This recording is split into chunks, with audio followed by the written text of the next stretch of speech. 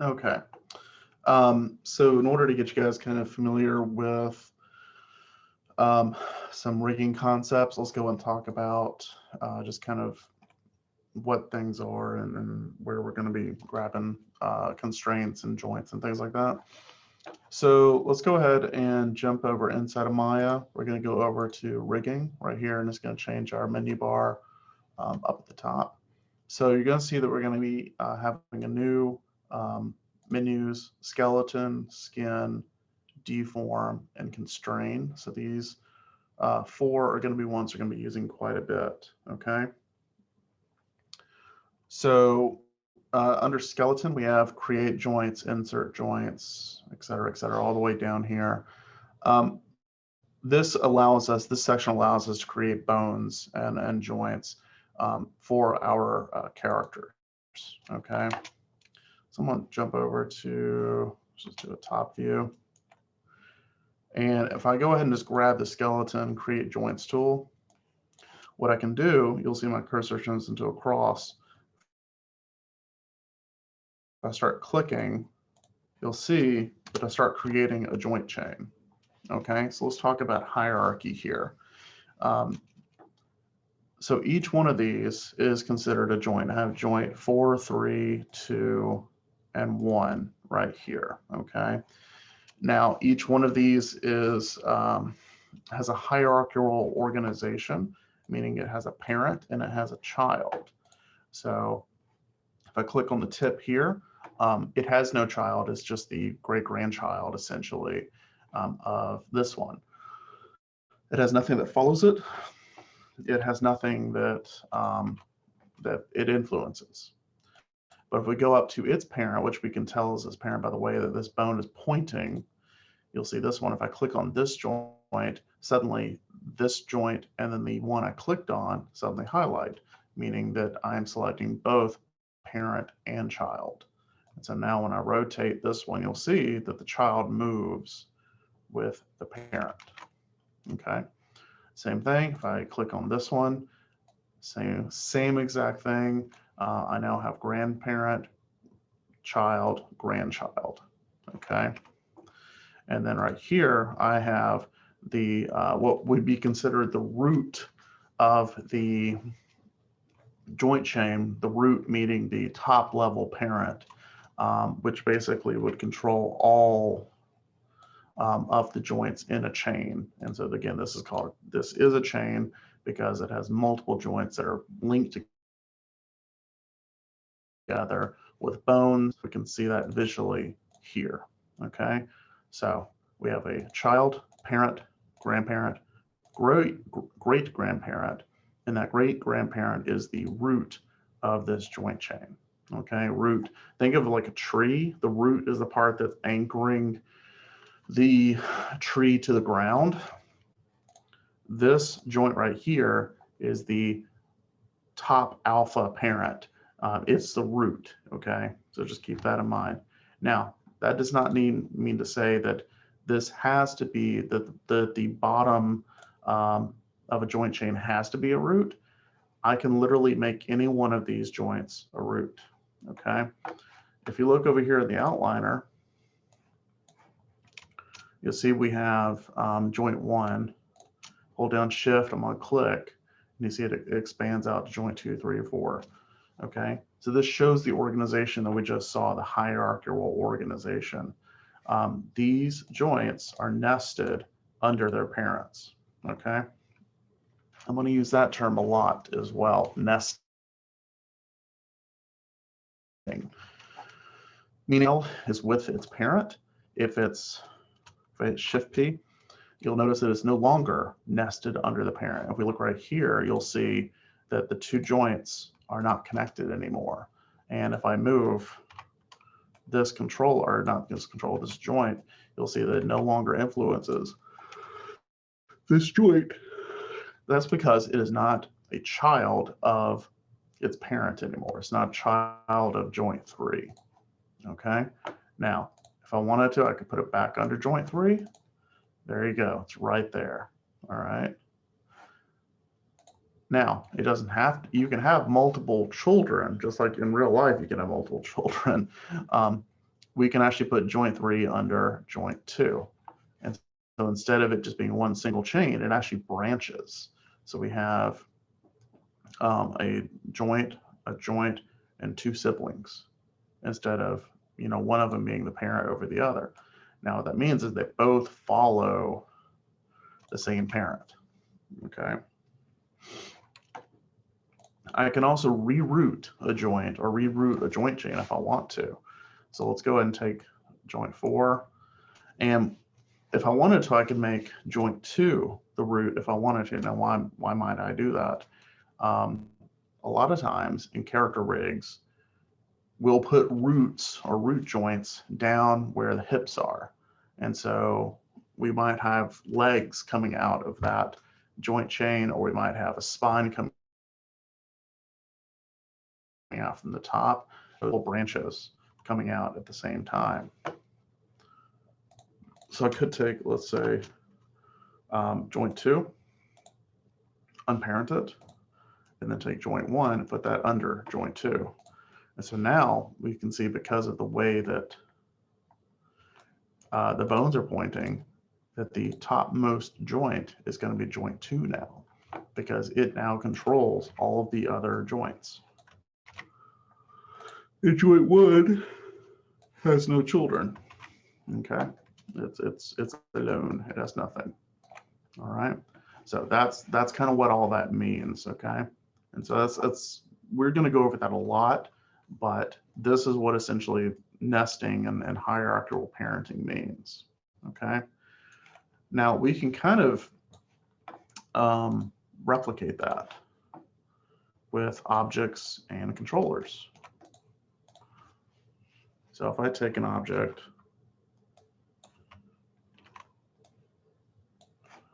actually let's do a cube.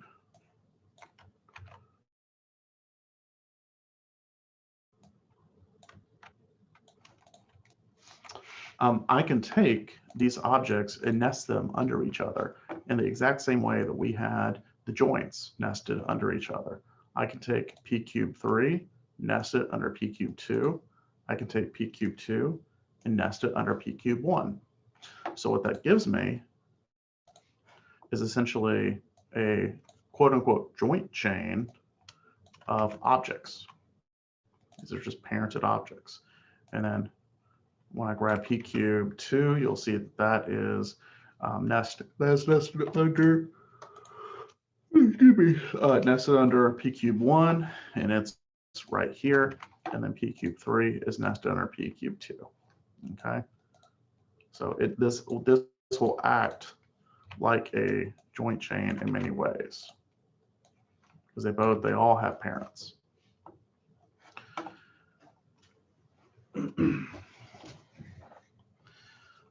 So we also have what's referred to as constraints. Constraints kind of work in a similar fashion to nesting.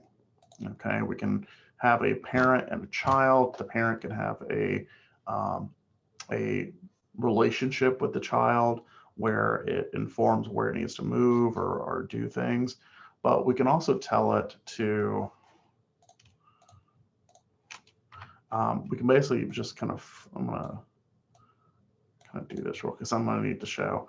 We can also have the constraints dictate how that relationship works.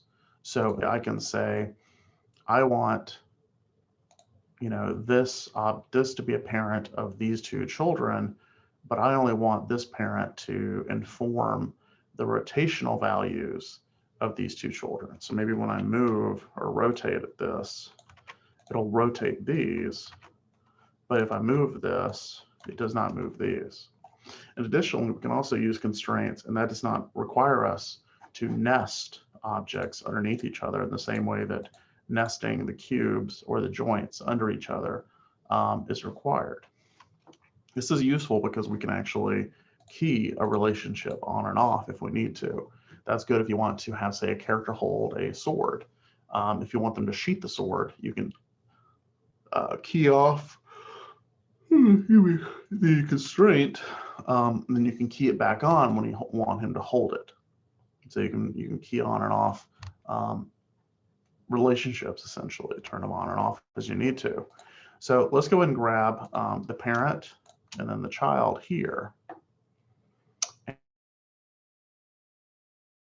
And what we can do is go to constraint, okay? So what's happening is, so when I click on one and the other, these are not nested under each other.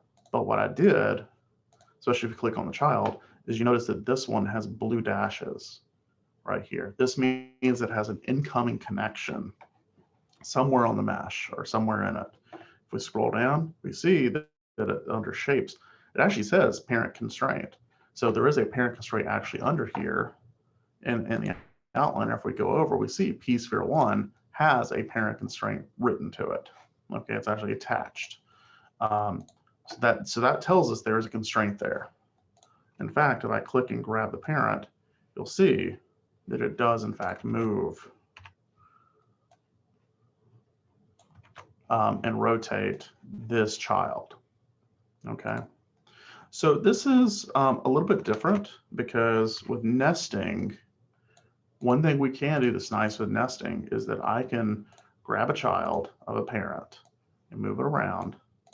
And then when I grab the parent and rotate that, the new offset distance or rotation or whatever value is maintained. It does not change. So again, I can move this around. I can do whatever I want.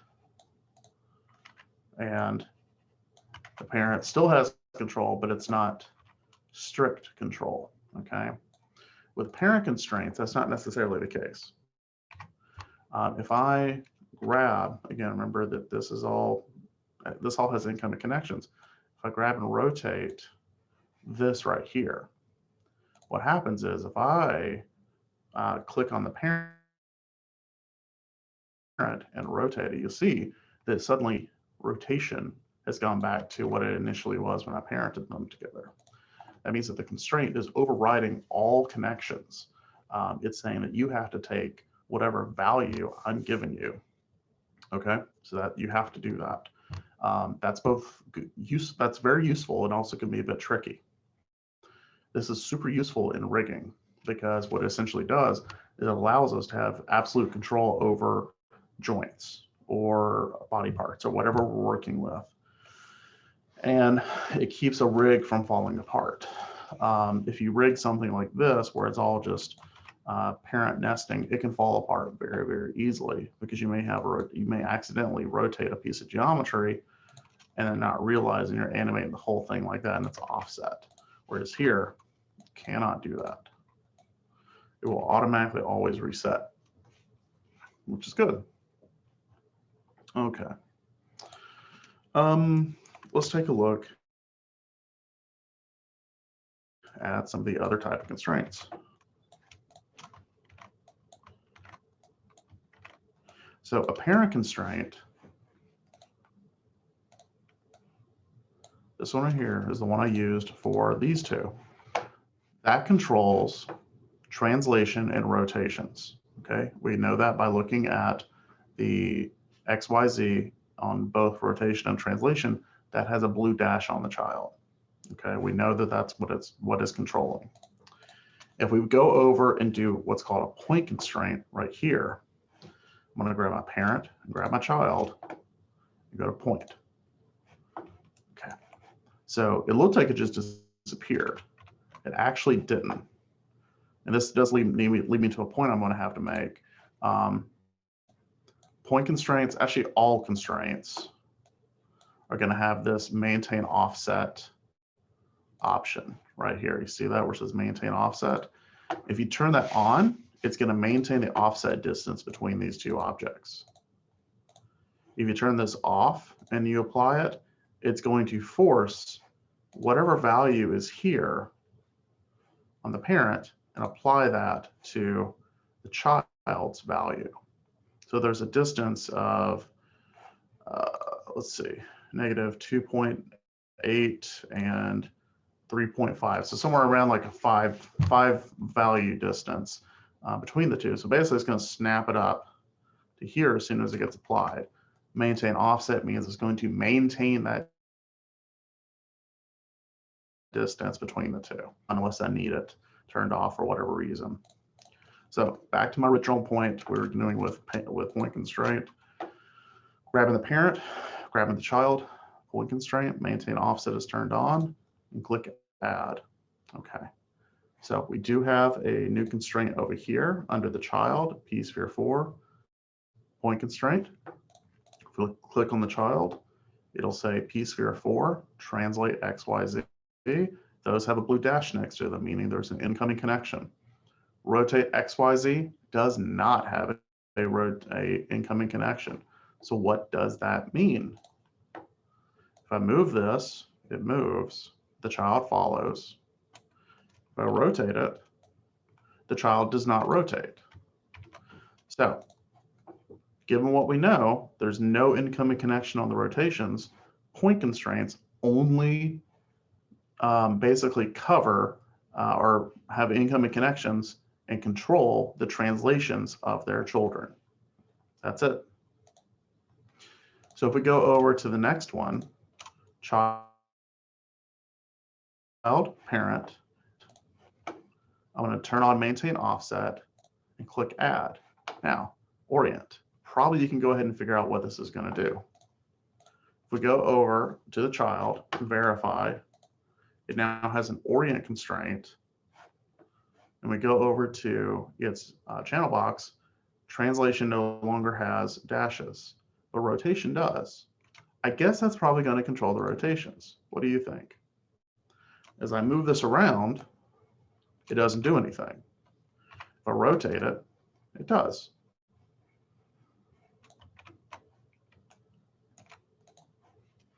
Let's go to the next one. Parent, child, scale. Maintain offset turned on, click add. Now this one, verify. The child has the scale constraint underneath it.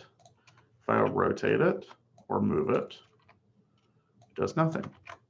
However, if I scale it, you'll see that it follows the scale value. And again, if I go and click over here on the child, you'll see it has incoming connections on the scale. So we can kind of tell what a constraint does based on the incoming connections it has coming from the parent. Scale blue dashes mean it has an incoming connection from a parent on the scale channels. Rotation means it has incoming connections from the rotational channels on same thing for a point for translate. A parent constraint is a bit of a combination. It does translate and rotate. There is not a constraint that does translate, rotate, and scale. However, if you wanted to do something that would control scale and rotate and translate, you can do parent child and do parent. See here we get that. And then we can also do parent child scale.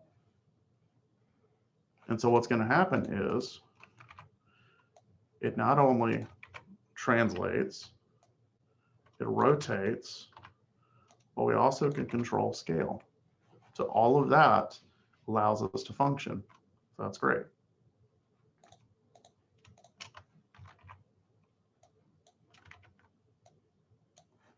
So if I go ahead and grab or duplicate these objects here, we'll go ahead and talk about the last couple of these. So we have an aim constraint. This one's kind of interesting. Well, you'll see that when we do it, well, I just did an offset, so let's back out. Let's make sure we turn on that offset, click add. You'll see that it has a incoming connection on the rotate. So it's probably going to rotate the object, I'm guessing. Now let's find out what it means. Move. Ooh, look at that. It's actually rotating this based on the position that I move this. That's really interesting. What if I rotate this? Does not work. So this is a unique constraint that rotates the object based on the position of the parent object. That's kind of cool. Pole vector, this one is actually used for knees and elbows. And I need a what's called an IK handle in order to demonstrate this. So I'm going to create 3 joints real quick. So an elbow or shoulder, elbow, wrist, or hip, knee, ankle, whatever you want to call it. And I'm going to make sure I get the right one real quick. And we're going to go over this like a whole lot more once we get into like doing arms and legs. It's just simply to show you what I'm going with. And I'm going to create something for this to point out. So I'm going to grab the controller. I'm going to grab the object. I'm going to go over to pole vector, click apply. And you'll see that I have a connection going from the object, the little sphere, and the arm that I just made. So what does this do? What it essentially does is allows us to aim a elbow or a knee. It's pretty cool. It's very, very useful, especially for IK systems.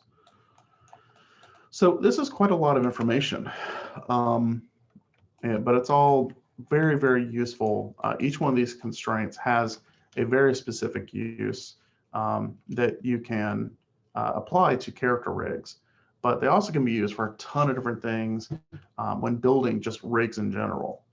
So parent constraints and point constraints. Those generally are the constraints that I will use to essentially attach or joints to controllers that I'm free moving. So if I have a joint on the face, like on a cheek, that I need to move around, oftentimes I will parent constraint that to the controller to the joint, so that the controller will actually move the joint as needed. Orient constraints are really good for like doing FK arms and legs, spines, things like that. So basically it allows me to rotate a body part really, really easily, and it's super useful to do that. Scale is good when you want to control the overall scale of a character model or a character rig.